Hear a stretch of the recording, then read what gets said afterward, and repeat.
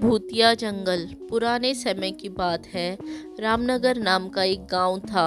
उस गांव के पास एक घना जंगल था जिसमें राजू नाम का तांत्रिक रहता था। उस तांत्रिक को अपनी तंत्र विद्या पर बहुत ज़्यादा घमंड था कि वह जिसे चाहे उसे अपने वश में कर सकता है और जिसे चाहे उसे मार सकता है।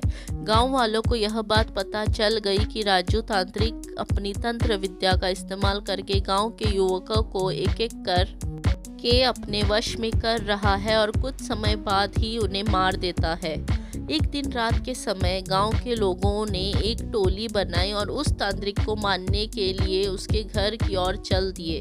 जैसे ही वह सभी लोग उस तांत्रिक के पास पहुंचते हैं तो तांत्रिक उस समय अपनी तंत्र विद्या में लीन होता है और तभी गांव के लोग उसे मिलकर उसकी कुर्सी से बांध देते हैं और आग लगा देते हैं। वह तांत्रिक वहां कुर्सी पर तड़प तड़प के मर जाता है। गांव वाले सोचते हैं कि अब उन्हें इस तांत्रिक से हमेशा के लिए छुटकारा मिल गया। 4-5 साल तो बहुत अच्छे से निकल जाते हैं और गांव में भी सुख शांति का माहौल रहता है। तभी वहां शहर से 4 लड़के आते हैं और वह सोचते हैं कि क्यों ना आज रात जंगल में बिताई जाए।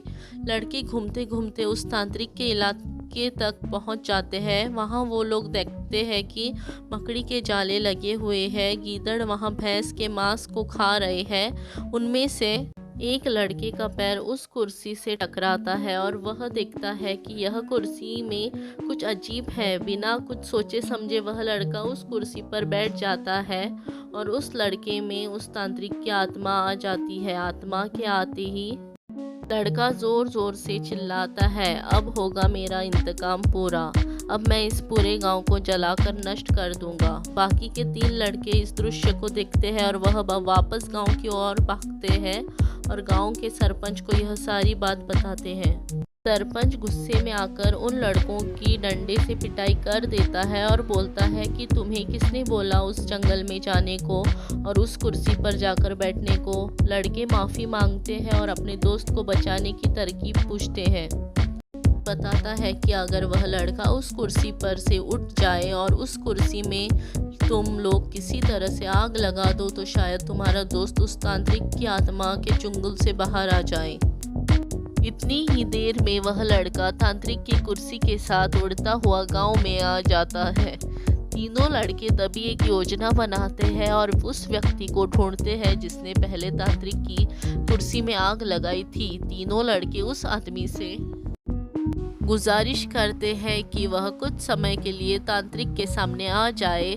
वह आदमी मान जाता है और तांत्रिक के सामने आकर खड़ा हो जाता है। जैसे ही तांत्रिक की आत्मा उस आदमी को देखती है वह कुर्सी से उतर जाती है और मौका मिलते ही तीनों लड़के उस कुर्सी पर मिट्टी का तेल डालते हैं और आग लगा देते हैं, जिससे उनके दोस्त की जान बच जाती है और गांव के लोगों को भी उस तांत्रिक की आत्मा से छुटकारा मिल जाता है। जान बच जाती है और गांव के लोगों को भी उस तांत्रिक की आत्मा से छुटकारा मिल जाता है। दोस्तों, हमें अपनी विद्या का सही उपयोग करना चाहिए। कोई भी ऐसा काम नहीं करना चाहिए जिससे दूसरों को हानि हो। दोस्तों, अगर आपको ये कहानी अच्छी लगी तो प्लीज़ इस स्टोरी को लाइक कीजिए और ऐसे ही स्टोरीज आगे देखने के लिए मेरे चैनल को सब्सक्राइब कीजिएगा। Thank you.